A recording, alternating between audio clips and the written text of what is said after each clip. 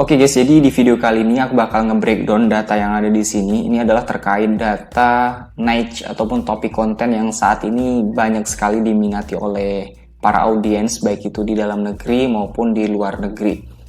Jadi sumbernya adalah YouTube Culture dan Trends Report dari Google. Jadi ini terkait kepada YouTube, kemudian Instagram, Facebook, dan juga TikTok. Jadi sebelum masuk ke sini, kita akan sama-sama belajar secara bertahap, mulai dari cara menentukan platform konten dan juga cara menentukan niche ataupun topik konten. Jadi sebelum itu kita akan masuk kepada pembahasan gimana cara menentukan platform untuk konten. Oke, buat kalian semuanya simak video ini sampai selesai. Jadi guys, menjadi seorang content creator itu menurutku sangat menyenangkan sekali. Apalagi ketika kita sudah berproses dan juga menjalaninya. Jadi memang ada fase-fase di mana kita ngerasa lelah menjadi seorang content creator itu memikirkan ide konten, kemudian gimana caranya menaikkan traffic konten, engagementnya. Tapi itu adalah proses yang perlu banget kita jalani dan juga perlu kita pelajari supaya kita bisa menjadi seorang content creator yang sukses dan juga seorang content creator yang punya pengaruh bagi para audiens dan juga punya nilai kebermanfaatan. Jadi di video kali ini aku akan ngajarin kalian semuanya gimana cara menentukan platform dan juga topik konten. Jadi sebelum kita belajar membuat video ataupun kita ngedit video tentunya, kita belajar terlebih dahulu gimana caranya menentukan platform ataupun di mana tempat kita konten dan juga apa topik konten yang bakal kita kasih kepada audiens. Nah, ini kita akan belajar step by step.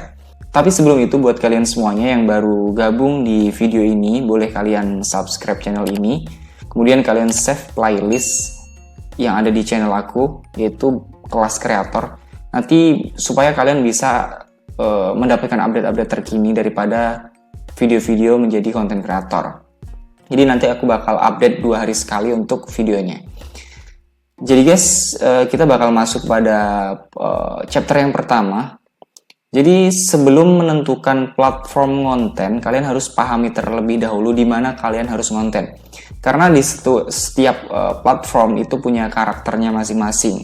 Jadi kita bakal bahas yang pertama adalah YouTube. YouTube itu apa yang menjadi uniknya YouTube? Itu karena YouTube itu biasanya konten-konten yang punya basis long video dan juga short video. Itu kurang lebih sama, tapi secara algoritma YouTube itu memiliki konsep yang berbeda. Bahkan di saat ini Gen Z itu lebih suka ke YouTube untuk menjadikan YouTube itu sebagai insight ataupun media untuk menambah wawasan. Karena di sini contohnya seperti kita coba video edukasi ataupun pembelajaran itu saat ini lumayan tinggi di YouTube permintaannya, karena kembali lagi bahwasannya di YouTube itu adalah dijadikan sebagai platform untuk menambah wawasan. Kemudian tips dan tutorial ini adalah salah satu konten yang lumayan tinggi juga engagementnya, karena tips dan tutorial itu adalah sebuah konten yang sifatnya abadi karena bisa terus tinggi trafficnya. Berbeda dengan konten-konten hiburan yang pada dasarnya konten-konten hiburan itu dikonsumsi saat itu saja, kemudian memiliki masa kadaluarsa, itu mungkin setahun ataupun 2 tahun. Berbeda dengan konten-konten tips dan tutorial. Itulah yang dimaksud dengan platform yang punya karakter. Jadi seperti storytelling, ini adalah video-video cerita yang menceritakan sebuah kisah ataupun sebuah perjalanan itu dikemas dalam bentuk storytelling video. Itu banyak sekali biasanya dengan konsep-konsep vintage ataupun sinematik, itu banyak sekali di channel YouTube. Dan kemudian konten-konten panjang ini memang banyak sekali konten-konten panjang seperti contohnya podcast. Podcast itu adalah salah satu konten yang panjang. Jadi buat kalian semuanya yang punya minat untuk terjun di YouTube, ketika kalian memutuskan terjun di YouTube, coba kalian pelajari beberapa konsep konten yang ada di sini. Kemudian kita masuk pada TikTok. Karena saat ini TikTok ini menjadi salah satu aplikasi yang juga menjadi search engine selain Google. Karena search engine terbesar yang pertama itu adalah Google, kemudian YouTube, dan ketiga adalah TikTok. Dan TikTok ini menjadi salah satu search engine yang lumayan besar permintaannya. Karena di TikTok itu banyak sekali penggunanya, hampir semua kalangan, baik mulai dari remaja, dewasa, kemudian baik itu orang tua, itu bermain TikTok. Karena TikTok ini lebih friendly dengan konten-konten hiburan. Jadi tips cepat, kemudian hiburan, kemudian tren terkini juga di TikTok ini sangat update. Selain di x.com ataupun Twitter. Tapi konten-konten yang sifatnya singkat dan juga punya manfaat itu di TikTok itu lebih tinggi engagementnya ataupun pasarnya. Jadi sebelum kalian menentukan platform konten, kalian pahami terlebih dahulu kesanggupan kalian konten itu di platform mana. Ataukah di YouTube, kemudian di TikTok, atau justru di Instagram. Karena di Instagram ini aplikasi ataupun platform yang cukup high class. Karena anak-anak Gen Z kekinian yang punya keinginan untuk high class gitu ya, itu biasanya mainnya di Instagram. Dan juga di Instagram itu bisa dijadikan sebagai media untuk membangun portofolio. Ketika kita membangun portofolio, apa keahlian kita di situ, kita bangun portofolio, kemudian kita jual dalam bentuk produk digital. Dan itu banyak sekali saat ini yang bisa kita lakukan. Dan coba kalian nanti lihat di YouTube, karena banyak sekali kisah-kisah sukses dari Instagram yang menjual produk digital. Itu banyak sekali, karena Instagram ini lebih spesifik kepada membangun kepercayaan diri. Kemudian personal branding, sama dengan portofolio. Karena di Instagram itu orang bisa membangun sebuah portofolio yang bisa membangun trust kepada orang lain untuk mengajak networking ataupun dalam urusan bisnis, endorsement. Karena beda 1 juta follower di Instagram dengan 10 juta follower di TikTok ini akan lebih hype di Instagram. Jadi seperti itu, karena kemarin juga ada salah satu konten kreator yang menyebutkan seperti itu, bahwa 10 juta follower di TikTok itu rasanya belum bisa terkenal, sedangkan beda dengan Instagram. Sedangkan Instagram 100.000 follower aja kita sudah punya personal branding ataupun bisa menjadi seseorang yang cukup dikenal. Jadi seperti itu. Terus membangun komunitas ini cocok juga di Instagram, karena Instagram itu punya trust, ataupun ketika kita membangun personal branding, trustnya lebih tinggi. Jadi ketika kita membangun komunitas di Instagram itu lebih cepat secara delivery-nya. Jadi ketika kita membangun komunitas trading ataupun komunitas yang sifatnya itu finance ataupun bisnis, itu lebih kuat di Instagram. Karena Instagram ini salah satu platform yang cukup hype ya. Jadi seperti itu. Kemudian di Facebook ini sendiri aku kurang begitu memahami bagaimana pola algoritmanya. Tapi sejauh ini di Facebook itu kebanyakan ya konten-konten hiburan, kemudian vlog pribadi. Karena banyak sekali vlog-vlog pribadi ini seperti emak-emak FB Pro, kemudian bapak-bapak FB Pro. Itu banyak sekali membuat vlog-vlog di sini yang nggak tahu kontennya itu apa. Tapi yang penting dia posting dengan konsisten, itu justru memang bagus. Karena itu adalah vlog pribadi, daily vlog lah jatuhnya. Jadi seperti itu. Kemudian banyak juga media-media berita, review. Tapi review ini sendiri secara persentase lebih tinggi di YouTube. Karena di YouTube itu juga jadi salah satu search engine. Kemudian ketika kita mencari review produk ataupun review apapun itu, bakal sama Google diarahkan ke YouTube terlebih dahulu sebelum masuk ke platform Facebook. Karena integrasi Google itu adalah YouTube. Jadi kesimpulannya, menentukan platform konten itu kalian harus pelajari terlebih dahulu polanya. Ketika di YouTube, apa yang banyak diminati orang di YouTube. Ketika di TikTok, apa yang banyak diminati orang di TikTok. Di Instagram juga seperti itu. Dan juga di Facebook seperti itu. Itu artinya apa yang lebih banyak diminati orang di platform-platform masing-masing ini. Jadi bisa kita kategorikan.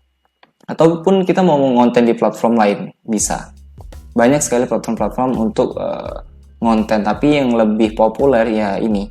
Karena ketika kita ingin jadi seorang penulis, itu bisa kita masuk ke Quora, Ataupun jika kita adalah seorang yang seniman, itu bisa kita masuk pada aplikasi Pinterest, kita ngonten di situ. Itu adalah aplikasi-aplikasi yang sifatnya direct seperti Instagram. Oke, kita masuk ke chapter yang kedua, yaitu menentukan niche ataupun topik konten. Ini penting sekali. Kalian pahami di sini. Sebelum kalian memutuskan konten dan menentukan topik konten, kalian tanya kepada diri kalian sendiri. Kalian itu suka dengan apa? Apa hobi kalian? Kemudian apa yang kalian ahli? Misal kalian adalah seorang desain grafis, kalian share lah dengan skill-skill desain grafis kalian. Kalian hobi dengan video editing, kalian share apa yang menjadi keunikan kalian ketika ngedit. Jadi apa yang kalian suka, apa yang kalian ahli, kalian share ke sosial media dan kalian berbagi kepada orang-orang supaya mereka juga menemukan identitas mereka ataupun personal branding mereka. Nah, di sini niche ataupun topik ini adalah yang akan menentukan branding kalian. Jika kalian adalah seorang desain grafis, maka kalian akan dikenal oleh audiens itu sebagai seorang editor ataupun desainer grafis. Kemudian apa yang orang lain butuhkan ini mencari peluang. Jadi ketika kita ngonten, kita sudah tahu dengan niche kita ataupun topik kita yang bakal kita bahas di platform tersebut. Kemudian kita cari peluangnya. Orang itu butuh apa dengan kita. Jadi sebelum kita membuat konten, artinya kita juga memikirkan audiens kita itu butuh apa. Kemudian kita temukan peluangnya, kemudian kita selesaikan masalah orang lain. Nah, di sini fokus kita sebelum kita menentukan topik konten untuk orang lain. Jadi setelah kalian suka, kemudian ahli, dan juga cari peluangnya di mana. Jadi seperti itu, simple untuk menentukan niche ataupun topik konten ini. Kemudian yang ketiga, di chapter yang ketiga, menentukan identitas kreator. Kreator itu harus punya identitas, sama dengan personal branding. Jika kalian sudah punya identitas, maka kalian akan jauh lebih mudah dikenal oleh orang lain. Karena dengan identitas, orang lain jadi lebih mudah kenal dengan kalian tanpa kalian harus membuat konten-konten yang berubah-ubah. Artinya konten kalian itu tidak konsisten dengan satu topik. Jadi itu yang bakal merusak identitas kalian. Maka dari itu penting banget buat kalian untuk menentukan identitas konten kalian itu sebagai kreator apa. Mulai dari mengenali diri kalian, apa yang bakal kalian sharing, pilih niche ataupun topiknya. Seperti yang sudah aku jelaskan, kenali diri kalian, kemudian apa yang kalian bisa, apa yang kalian hobi, kalian share, dan juga cari peluangnya di mana. Kemudian membangun karakter, apa yang menjadi karakter kalian itu ketika komunikasi dengan para audiens, kemudian apa yang menjadi keunikan dari setup kalian, kemudian bagaimana kalian menyampaikan, guyonan-guyonan apa yang bisa kalian sampaikan, dan itu menjadi salah satu karakter-karakter yang bisa kalian bangun sebagai personal branding di identitas kreator ini. Kemudian tentukan audiensnya. Audiens kalian itu orang-orang yang hobi dengan apa, jadi seperti itu. Ini penting banget karena secara sustainable, audiens ini akan membangun diri kalian itu lebih besar, dan juga kalian bisa menjadikan audiens kalian itu lebih percaya ataupun membangun trust kalian terhadap audiens kalian. Artinya kalian bisa dikenal oleh para audiens dari konten-konten kalian. Kemudian konsisten membuat konten inilah yang sejauh ini jadi permasalahan buat kita. Kadang kita baru menghasilkan 20 konten, kita sudah ngerasa bahwasanya konten kita itu tidak punya traffic yang bagus, gak berkualitas. Jadi membuat kita itu rasa ingin nyerah. Termasuk aku sendiri dulu ketika membuat YouTube, itu rasanya menghasilkan 50 video itu sudah berat karena tidak ada income dari video tersebut. Jadi keinginan kita untuk mundur itu kayak lebih besar gitu. Tapi kembali lagi bahwasanya kita harus memotivasi diri kita sendiri bahwasanya kita harus konsisten dan fokus pada apa yang kita sampaikan, bukan apa yang kita dapatkan.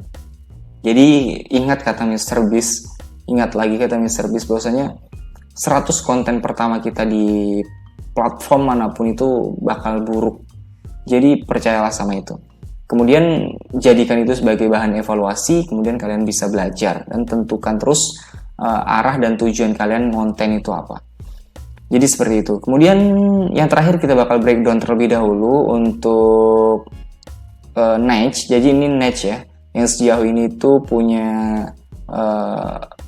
masa depan yang bagus sepertinya di pasar nasional maupun global.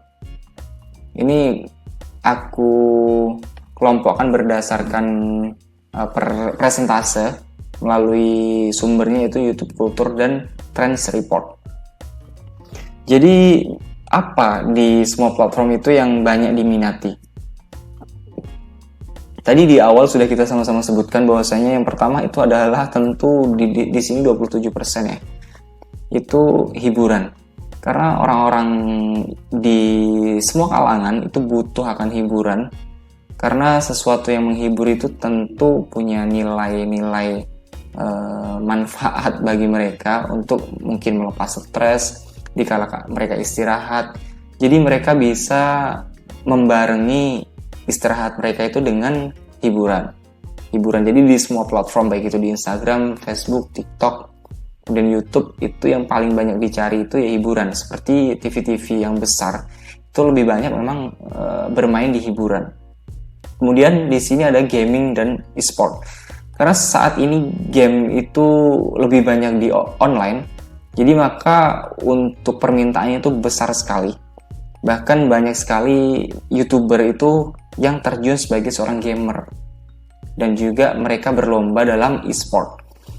Dan ini menjadikan niche ini tinggi sekali. Karena saat ini anak-anak kecil bahkan sudah paham dengan teknologi. Dan mereka berkeinginan menjadi seorang gaming ataupun orang-orang yang bertanding di e-sport.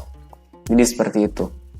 Kemudian edukasi dan tutorial ini adalah salah satu konten yang seperti yang aku sebutkan tadi, bahwasanya konten ini adalah konten yang abadi. Karena mungkin 10 tahun, 20 tahun konten itu akan tetap sama, bahwasanya punya nilai yang bisa menyelesaikan masalah orang lain. Jadi karena konten edukasi dan tutorial itu adalah sebuah ilmu, jadi secara jangka panjang akan terus terpakai dan juga akan terus digunakan. Dan aku menyebutnya sebagai konten abadi. Kemudian di sini ada tren berita. Berita ini secara update itu akan tinggi ketika berita itu diterbitkan. Jadi berbeda dengan konten edukasi dan tutorial. Karena konten edukasi dan tutorial itu secara jangka panjang itu punya masa depan yang bagus. Sedangkan berita itu memang secara konsumtif di saat itulah berita itu bakal trending. Jadi secara konsep memang berbeda.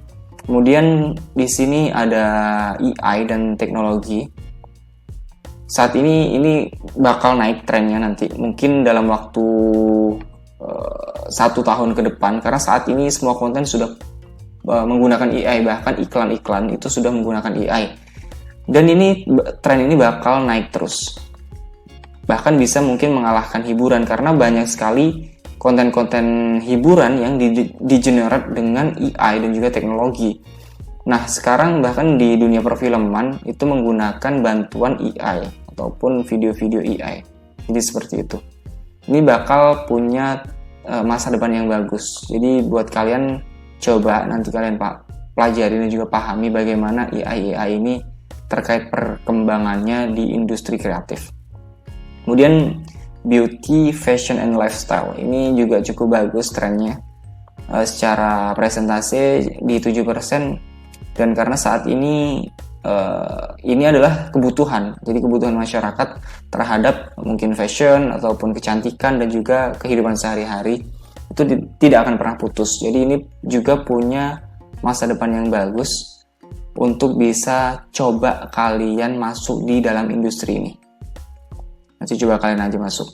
Kemudian di olahraga dan fitness. Ini mungkin sebagian kecil orang yang termotivasi ya untuk terjun di dalam kesehatan, tentunya di fitness ataupun olahraga. Karena mungkin tidak semua orang itu punya motivasi untuk sehat. Maka dari itu ketika kalian punya hobi untuk coba sharing terkait konten-konten olahraga, apa aktivitas keseharian kalian terkait dunia kesehatan, kalian mungkin bisa sharing juga karena juga punya potensi yang bagus di sini.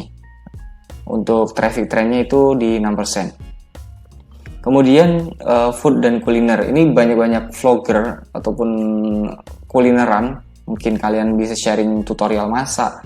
Ini juga masuk dalam kategori konten yang cukup baik, tapi hanya mendapatkan presentasi 4% dari sekian 10 ya, dari 10 niche konten ini. Kemudian travel vlogger ini cukup sedikit ya, 2-3%. Karena mungkin peminatnya juga sedikit, hanya orang-orang yang hobi di dunia jalan-jalan. Mungkin kalian lebih suka dengan nontonnya aja. Karena cukup menggunakan modal, karena juga ketika kita tour kemana, itu akan membutuhkan modal tentunya. Jadi buat kalian semuanya mungkin ini konten yang cukup bisa kalian tekuni apabila kalian ada niat untuk terjun di dalamnya sebagai travel vlogger. Karena saat ini banyak sekali seperti video-video vlog YouTuber yang keliling dunia, nah seperti itu. Ini cukup bagus sebenarnya. Untuk trafficnya 2-3%. Kemudian yang terakhir adalah keuangan dan bisnis. Seharusnya keuangan dan bisnis ini bisa punya masa depan yang bagus, karena tujuannya adalah supaya para audiens, para sumber daya manusia kita itu upgrade diri, belajar tentang dunia bisnis dan juga dunia keuangan, dan ini hanya sedikit sekali yang terjun di dalamnya. Dan aku belum coba breakdown data ini secara mendalam terkait keuangan dan bisnis. Kenapa trafficnya cukup rendah? Bahkan ya karena memang keuangan dan bisnis itu rasanya hanya sedikit orang yang mempelajari ya, ataupun menonton video-videonya. Dan karena lebih banyak orang-orang itu lebih suka di sosial media itu menggunakan sosial media sebagai media hiburan. Jadi kembali ke itu. Oke, jadi inilah sedikit sharing yang pertama dari aku. Semoga kalian semuanya bisa mempelajari, memahami, dan juga mendapatkan insight dari konten ini. Dan buat kalian semua yang mungkin masih bingung terkait gimana menentukan platform konten dan juga topik konten, kalian bisa sharing di comment section. Dan buat kalian semuanya yang mau belajar di kelas kreator ini, kalian bisa save aja playlist gitu gratis. Kemudian kalian klik tombol subscribe supaya kalian dapat update video terbaru dari aku. Oke guys, mungkin itu aja video dari aku. See you di next video.